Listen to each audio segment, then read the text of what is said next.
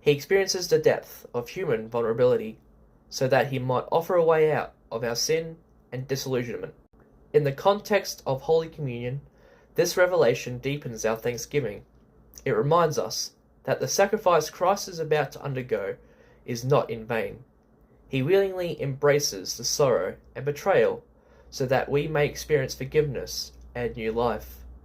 This act of self-offering turns the tragedy of betrayal into an everlasting hope, a hope that is embodied in every breaking of bread and every shed cup.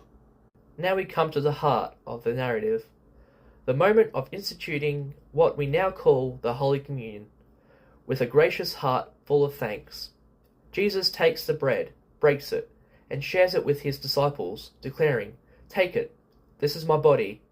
In a similar manner, he takes the cup after giving thanks, calling it my blood of the covenant, which is poured out for many.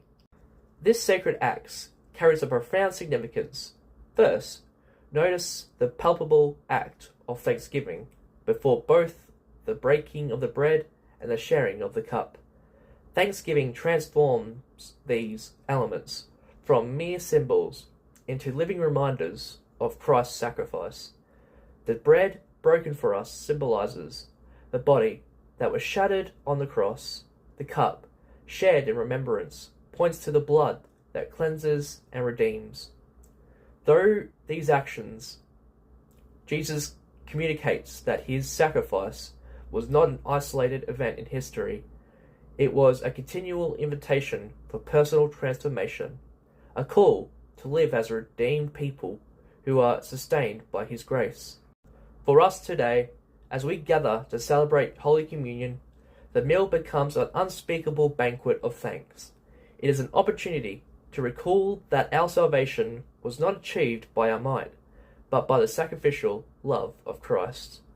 When we participate in Holy Communion, we are declared a community that remembers, that believes, and that reaches out in love.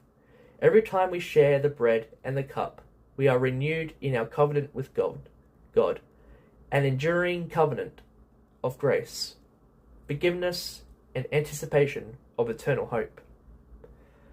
Furthermore, the Eucharist meal calls us to reflect on how we live in the world, just as Jesus washed the feet of his disciples later that evening, a powerful demonstration of servant leadership and humility.